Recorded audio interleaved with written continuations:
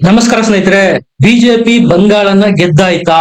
ಈ ರೀತಿಯ ಭ್ರಮೆಯಲ್ಲಿ ಯಾರಾದ್ರೂ ಇದ್ರೆ ಹೊರ ಬರ್ಬೇಕಾಗತ್ತೆ. ಹೇಗಿದ್ರು ಬಿಜೆಪಿಗೆ ಫೇಸ್ 1 ನಲ್ಲಿ 92% ಮತದಾನ ಆಗಿದೆ. ಫೇಸ್ 2 ನಲ್ಲಿ 35ರಿಂದ 40 ಸೀಟ್ ಬಂದ್ರೆ ಸಾಕು, ಬಹುಮತ ಬಂದ್ಬಿಡುತ್ತೆ. ಈ ರೀತಿ ಶರಾ ಬರೆದಿರೋರು ಸಾಕಷ್ಟು ಜನ ಇದ್ದಾರೆ. ಮಾಧ್ಯಮಗಳಲ್ಲೂ ಸಹ ಇದೇ ವಿಶ್ಲೇಷಣೆ ಆಗ್ತಾ ಇದೆ. ನಿಮ್ಗೆ ನೆನಪಿರ್ಲಿ, ಇದೇ ಬಿಜೆಪಿ 2024 ಲೋಕಸಭಾ ಚುನಾವಣೆ ಎಲೆಕ್ಷನ್ ಅನ್ನ ಅಬ್ ಕಿ ಬಾರ್ NDA 400 ಪಾರ್ ಅಂತ ಎದುರಿಸಿತ್ತು. ಆದ್ರೆ ಪರಿಸ್ಥಿತಿ ಏನಾಯ್ತು? ಬಿಜೆಪಿಗೆ ಬಹುಮತ ಬರಲಿಲ್ಲ, 240 ಸೀಟ್ಗಳಿಗೆ ಕುಸಿತು. ಜನ ಏನ್ ಅನ್ಕೊಳ್ತಾರೆ? ಹೇಗಿದ್ರು ಬಿಜೆಪಿ ಗೆಲ್ತಾ ಇದೆ, ಮೋದಿ ಮತ್ತೊಮ್ಮೆ ಅಧಿಕಾರಕ್ಕೆ ಬರ್ತಾ ಇದ್ದಾರೆ. ಬಿಜೆಪಿನೇ ಹೇಳ್ತಾ ಇದೆ 400ಕ್ಕೂ ಹೆಚ್ಚು ಸೀಟ್ಗಳನ್ನ ಈ ಬಾರಿ NDA ಗೆಲ್ತಾ ಇದೆ ಅಂತ. ನಾವ್ ಯಾಕೆ ರಿಸ್ಕ್ ತೆಗೆದುಕೊಳ್ಬೇಕು? ಬಿಸಿಲಲ್ಲಿ ಹೊರಗೋಗಿ ಯಾಕೆ ವೋಟ್ ಹಾಕ್ಬೇಕು? ಪ್ರಜೆನ ಮಜಾ ಮಾಡ್ಕೊಂಡು ಮನೆಯಲ್ಲೇ ಇದ್ ಬಿಡೋಣ. ಈ ರೀತಿಯ ಮನಸ್ಥಿತಿ 2024ರಲ್ಲಿ ಇದ್ದಿದ್ರಿಂದನೇ ಮೋದಿಗೆ ಹಿನ್ನಡೆಯಾಗಿತ್ತು. ಎಸ್ಪೆಷಲಿ ಹಿಂದೂಗಳು ವೋಟ್ ಹಾಕೋದಿಕ್ಕೆ ಹೊರಗೆ ಬಂದಿರ್ಲಿಲ್ಲ. ಹೇಗಿದ್ರು ಗೆಲ್ತಾರೆ, ಹಾಗಾಗಿ ಸೀಟ್ಗಳ ಸಂಖ್ಯೆನೂ ಸಹ ಕಡಿಮೆಯಾಗೋಯ್ತು. ಇದೇ ತಪ್ಪನ್ನೇನಾದ್ರೂ ಮತ್ತೆ ಪಶ್ಚಿಮ ಬಂಗಾಳದಲ್ಲಿ ಮಾಡಿದ್ರೆ ಮಮತಾರನ್ನ ಎದುರಿಸೋದಿಕ್ಕೆ ಸಾಧ್ಯ ಇಲ್ಲ. ಈ ತಪ್ಪನ್ನ ಫೇಸ್ 2 ನಲ್ಲಿ ಮಾಡಬಾರ್ದು ಅಂದ್ರೆ ಫೇಸ್ 1 ನಲ್ಲಿ ಯಾವ ರೀತಿ 92% ವೋಟಿಂಗ್ ಆಗಿದೆ, ಫೇಸ್ 2 ನಲ್ಲಿ ಅದನ್ನು ಮೀರಿಸುವಂತೆ ವೋಟಿಂಗ್ ಆಗಬೇಕು. ಮಮತಾ ಬ್ಯಾನರ್ಜಿ ಸ್ಟ್ರಾಂಗ್ ಹೋಲ್ಡ್ ಇರೋದು ಫೇಸ್ 2 ನಲ್ಲೇ. ಬಿಜೆಪಿ ಅವರು ಡೋರ್ ಟು ಡೋರ್ ಕ್ಯಾಂಪೇನ್ ಮಾಡ್ಬೇಕಾಗುತ್ತೆ. ಯಾಕಂದ್ರೆ ಮಮತಾ ಬ್ಯಾನರ್ಜಿ ಈಗ ಗಾಯಗೊಂಡಿರುವ ಹುಲಿ ಅಂತಾಗಿದ್ದಾರೆ. ಹೇಗಿದ್ರು ಆಕೆ ಸ್ಟ್ರೀಟ್ ಫೈಟರ್, ಯಾವುದೇ ಕ್ಷಣದಲ್ಲಿ ರಿಪೆಲ್ ಆಗಬಹುದು, ಮುಯಿಗೆ ಮುಯಿ ತೀರಿಸಿಕೊಳ್ಳೋದಕ್ಕೆ ಪ್ರಯತ್ನ ಮಾಡಬಹುದು. ಇದೆಲ್ಲ ಗೊತ್ತಾಗಿ RSS ಬಿಜೆಪಿಗಿಂತ ಒಂದ್ ಹೆಜ್ಜೆ ಮುಂದೆ ಹೋಗಿ ಭಯಂಕರ ಸ್ಟ್ರಾಟಜಿ ಮಾಡಿದೆ. ಇದೇ ಫೇಸ್ 2 ರಣತಂತ್ರ. ಒಂದು ಬೂತ್ಗೆ 10 ಜನ ಬಿಜೆಪಿ ಕಾರ್ಯಕರ್ತರನ್ನ ನೇಮಿಸಿರೋದು RSS. ಯಾಕಂದ್ರೆ 2021 ಚುನಾವಣೆಯಲ್ಲಿ ಪಾಠ ಕಲ್ತಿದೆ ಬಿಜೆಪಿ. ಆಗೆಲ್ಲ ಏನಾಗ್ತಾ ಇತ್ತು? ಮಮತಾ ಬ್ಯಾನರ್ಜಿ ಗೂಂಡಾಗಳು ಪೋಲಿಂಗ್ ಬೂತ್ ಗಳಲ್ಲಿ ಚುನಾವಣೆ ನಡೆಯುವ ಸಂದರ್ಭದಲ್ಲಾಗಿರ್ಬೋದು, ಕೌಂಟಿಂಗ್ ನಡೀತಕ್ಕಂತಹ ಕೌಂಟಿಂಗ್ ಪ್ಲೇಸ್ ಗಳಲ್ಲೂ ಸಹ ಬಿಜೆಪಿಯ ಏಜೆಂಟ್ಗಳನ್ನ ಕಾರ್ಯಕರ್ತರನ್ನ ಒದ್ದು ಓಡಿಸಿ ಬಿಡ್ತಾ ಇದ್ರು. ಕಳೆದ ಬಾರಿ 10ಕ್ಕೂ ಹೆಚ್ಚು ಪೋಲಿಂಗ್ ಬೂತ್ ಗಳಿಗೆ ಏಜೆಂಟ್ ಗಳನ್ನ ಕಾರ್ಯಕರ್ತರನ್ನ ನೇಮಿಸೋದಕ್ಕೆ ಆಗಿರ್ಲಿಲ್ಲ ಬಿಜೆಪಿಗೆ. ಇದು ಮಮತಾ ಬ್ಯಾನರ್ಜಿ ಮತ್ತು ಅವರ ಗೂಂಡಾಗಳಿಗೆ ಫರ್ಜಿ ವೋಟಿಂಗ್ ಮಾಡೋದಕ್ಕೆ, ಇಡೀ ಬೂತ್ ಅನ್ನೇ ಕ್ಯಾಪ್ಚರ್ ಮಾಡೋದಕ್ಕೆ, ಎದುರಿಸಿ ಬೆದರಿಸಿ ಸತ್ತವರ ಡೂಪ್ಲಿಕೇಟ್ ವೋಟ್ ಗಳನ್ನ ಹಾಕ್ಸೋದಿಕ್ಕೆ ಅವಕಾಶ ಆಗೋಗಿತ್ತು. ಆದ್ರೆ ಈ ಬಾರಿ ಮೊದಲನೇ ಫೇಸ್ ಅಲ್ಲಿ ಅದ್ಯಾವುದಕ್ಕೂ RSS ಅವಕಾಶ ಮಾಡಿಕೊಟ್ಟಿಲ್ಲ. ಎರಡನೇ ಫೇಸ್ ಅಲ್ಲಿ ಅದಕ್ಕೂ ಭಯಂಕರ ರಣತಂತ್ರ ಎಣದಿರೋದು. ಹಾಗಾದ್ರೆ ಹೇಗಿದೆ RSS ನ ಈ ರಣತಂತ್ರ ಫೇಸ್ 2 ಗಾಗಿ particularly pin to pin explain ಮಾಡಿ ಹೇಳ್ತೀನಿ. ದಯಮಾಡಿ ಚಾನಲ್ ನ ಸಬ್ಸ್ಕ್ರೈಬ್ ಮಾಡಿ, ಲೈಕ್ ಮಾಡಿ. ಹೌದು ಸ್ನೇಹಿತರೆ, ಫೇಸ್ 2 ಎಲೆಕ್ಷನ್ ಸಿಕ್ಕಾಪಟ್ಟೆ ಸೀರಿಯಸ್ ಆಗ್ತಾ ಇದೆ. ಮೊದಲನೇ ಹಂತಕ್ಕಿಂತ ಡೇಂಜರಸ್ ಆಗಿದೆ.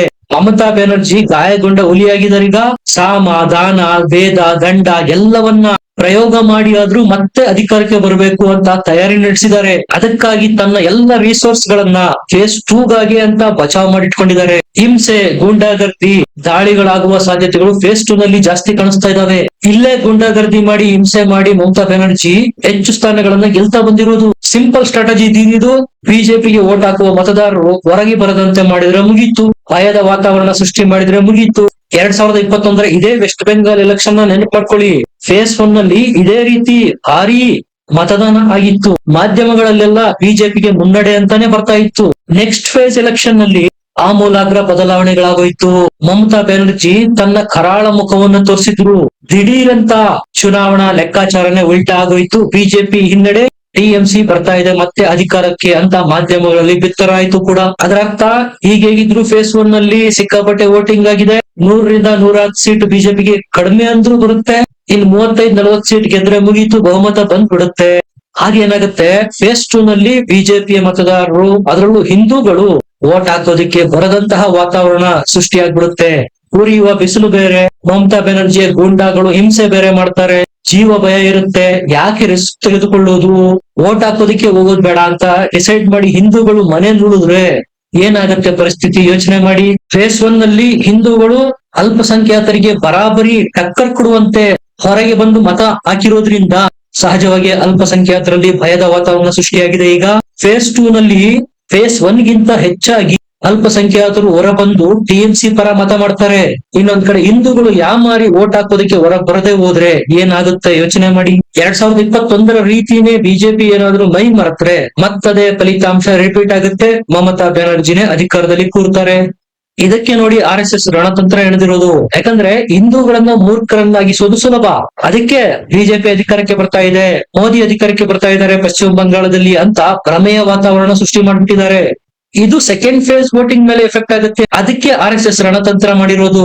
ಇದು ಒಂಥರ ಟ್ರಾಪ್, TMC ಸೆಟ್ ಮಾಡ್ತಾ ಇದ್ದ ಟ್ರಾಪ್ ಇದು. ಹಂಗಾಗಿ ಮೂರ್ ಬಾರಿ ಬಿಜೆಪಿನ ಹೀನಾಯವಾಗಿ ಸೋಲಿಸಿದ್ರು ಮಮತಾ ಬ್ಯಾನರ್ಜಿ ವೆಸ್ಟ್ ಬೆಂಗಾಲ್ ಅಲ್ಲಿ. ಈಗ RSS ಇದೇ ಟ್ರಾಪ್ ನ ಉಲ್ಟಾ ಮಮತಾ ಬ್ಯಾನರ್ಜಿಗೆ ಸೆಟ್ ಮಾಡಿದೆ. 2021 ನೆನ್ಪು ಮಾಡ್ಕೊಳ್ಳಿ, ಇದೇ ರೀತಿ ಭಾರಿ ಕ್ಯಾಂಪೇನಿಂಗ್ ಮಾಡಿತ್ತು ಬಿಜೆಪಿ TMC ವಿರುದ್ಧ. ಲಕ್ಷ ಸೆಂಟ್ರಲ್ ಫೋರ್ಸ್ ಆಗ್ಲೂ ಸಹ ವೆಸ್ಟ್ ಬೆಂಗಾಲ್ ಅಲ್ಲಿ ಇತ್ತು. ಅಮಿತ್ ಶಾ, ಮೋದಿ, ಯೋಗಿ, ಹಿಮಂತ ಬಿಶ್ವ ಶರ್ಮಾ ಎಲ್ಲರೂ ಬಂದು ಕ್ಯಾಂಪೇನ್ ಮಾಡಿದ್ರು. 120ರಿಂದ 140 ಸೀಟ್ಗಳು ಬಿಜೆಪಿಗೆ ಆರಾಮವಾಗಿ ಬರುತ್ತೆ ಅನ್ನುವ ಲೆಕ್ಕಾಚಾರಗಳು ಸಹ ಇತ್ತು.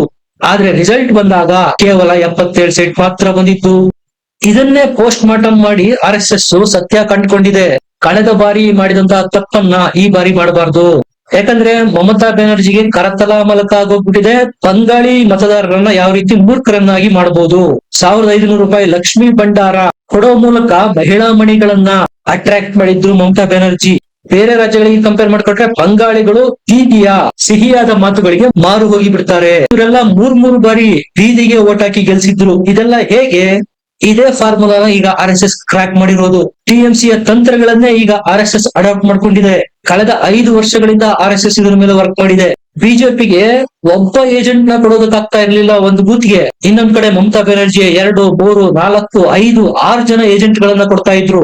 ಅವರೆಲ್ಲ ಧಮ್ಕಿ ಹಾಕಿ ಗೂಂಡಾಗರ್ದಿ ಮಾಡಿ ಫೋರ್ಜರಿ ಮಾಡ್ತಾ ಇದ್ರು. ಈಗ RSS ಸಹ ಅದೇ ಸ್ಟ್ರಾಟಜಿನ ಬಿಜೆಪಿಗೆ ಹಾಕೊಟ್ಟಿದೆ. ಪ್ರತಿ ಬೂತ್ಗೆ 10 ಕಾರ್ಯಕರ್ತರನ್ನ ಅಪಾಯಿಂಟ್ ಮಾಡಿದ RSS. ಇನ್ನು ಮುಂದೆ ಮಮತಾ ಗೂಂಡಾಗಳು ಕೆಮ್ಮುವಂತಿಲ್ಲ. RSS ನ ಆ 10 ಜನ ಕಾರ್ಯಕರ್ತರ ಹಿಂದೆ CRPF ಯೋಧರಿರ್ತಾರೆ. ನೀವು ಕೇಳ್ಬೋದು, 2021 ಈ ಸ್ಟ್ರಾಟಜಿ ಮಾಡ್ಬೋದಾಗಿತ್ತಲ್ಲ ಸ್ನೇಹಿತರೆ. ಬಂಗಾಳದಲ್ಲಿ ಪರಿಸ್ಥಿತಿ ಹೆಂಗಿದೆಯಪ್ಪ ಅಂದ್ರೆ ಕ್ಯಾಂಡಿಡೇಟ್ ಗಳನ್ನೇ ಬಿಡೋದಿಲ್ಲ TMC ಯ ಗೂಂಡಾಗಳು.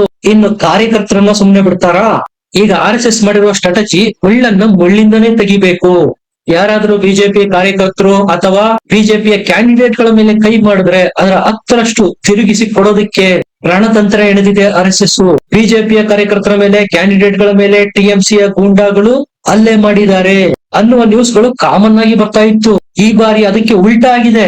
TMC ಕಾರ್ಯಕರ್ತರು, ಕ್ಯಾಂಡಿಡೇಟ್ ಗಳು ಪೊಲೀಸ್ ಠಾಣೆಗಳಿಗೆ ಹೋಗಿ ಕಂಪ್ಲೇಂಟ್ ಕೊಡ್ತಾ ಇದ್ದಾರೆ. ಬಿಜೆಪಿ ಕಾರ್ಯಕರ್ತರು ನಮ್ಮನ್ನು ಥಳಿಸ್ತಾ ಇದ್ದಾರೆ. ಇದಕ್ಕೆ ಹೇಳೋದು ಟಿಟ್ ಫಾರ್ ಟ್ಯಾಟ್.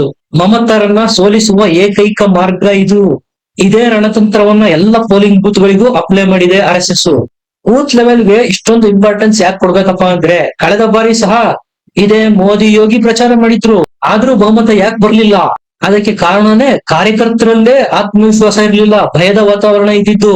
ಅದೇ ತಪ್ಪನ್ನ ಈಗ RSS ಸರಿಪಡಿಸಿರೋದು. ಈಗ ಬೇರ್ ಗಟ್ಟಿ ಇದ್ರೆ ತಾನೇ ಮರ ಸುಭದ್ರವಾಗಿರೋದಕ್ಕೆ ಸಾಧ್ಯ. ಪಕ್ಷಕ್ಕೆ ಬೇರೆ ಯಾರು? ಕಾರ್ಯಕರ್ತರು. ಅವರಿಗೆ ಸೆಕ್ಯೂರಿಟಿ ಇಲ್ಲ ಅಂದ್ಮೇಲೆ ಪಕ್ಷದ ನಾಯಕರು ಎಷ್ಟು ಪ್ರಚಾರ ಮಾಡಿದ್ರೇನು ಪಕ್ಷ ಗೆಲ್ಲೋದಕ್ಕೆ ಸಾಧ್ಯನಾ? ಇಲ್ಲ. ಆ ಬೇರ್ ಗಟ್ಟಿ ಮಾಡುವ ಕೆಲಸನ RSS ಬೂತ್ ಲೆವೆಲ್ ಗಳಲ್ಲಿ ಮಾಡಿದೆ. ಪ್ರತಿ ಬೂತ್ಗೆ 10 ಕಾರ್ಯಕರ್ತರನ್ನ ನಿಯೋಜಿಸುವ ಮೂಲಕ. ನೀವು ಕೇವಲ ಸೋಷಿಯಲ್ ಮೀಡಿಯಾಗಳಲ್ಲಿ ಕ್ಯಾಂಪೇನ್ ಮಾಡೋದ್ರಿಂದ, ಮೋದಿ, ಯೋಗಿ ಬಂದು ಪ್ರಚಾರ ಮಾಡೋದ್ರಿಂದ ಜಾಸ್ತಿ ಸೀಟ್ಗಳನ್ನ ಗೆಲ್ಲೋದಕ್ಕೆ ಸಾಧ್ಯ ಇಲ್ಲ. ಬೀದಿಯನ್ನು ಎದುರಿಸೋದಕ್ಕೆ ಕಾರ್ಯಕರ್ತರ ರೂಟ್ ಲೆವೆಲ್ ನ ಸ್ಟ್ರಾಟಜಿ ಮಾಡೋದ್ರಿಂದ ಮಾತ್ರ ಸಾಧ್ಯ. ಯಾಕಂದ್ರೆ ಮತದಾನದ ದಿವಸ ಬಿಜೆಪಿಗೆ ವೋಟ್ ಹಾಕೋ ಮತದಾರರೇ ಹೊರಗ್ ಬರ್ದೇ ಹೋದ್ರೆ ಮೋದಿ ಪ್ರಚಾರ ಮಾಡಿ ಏನು ಉಪಯೋಗ, ಯೋಗಿ ಪ್ರಚಾರ ಮಾಡಿ ಏನು ಉಪಯೋಗ? ತಮ್ಮ ಪಕ್ಷದ ಮತದಾರರು ಹೊರಗೆ ಬರುವಂತೆ, ಮತದಾನ ಮಾಡುವಂತೆ ನೋಡಿಕೊಳ್ಳುವ ಜವಾಬ್ದಾರಿ ಕಾರ್ಯಕರ್ತರದ್ದು. ಕೇಡರ್ ಬಳಿ ಇರುತ್ತೆ. ಅದನ್ನೇ ಈಗ RSS ಸ್ಟ್ರಾಂಗ್ ಮಾಡಿರೋದು. ಇದರ ಬಗ್ಗೆ ನಿಮ್ಗೆ ಅನ್ಸುತ್ತೆ? ಕಮೆಂಟ್ ಮಾಡಿ, ಲೈಕ್ ಮಾಡಿ, ಚಾನಲ್ ನ ಸಬ್ಸ್ಕ್ರೈಬ್ ಮಾಡಿ. ಮತ್ತೆ ಸಿಗೋಣ. ನಮಸ್ಕಾರ.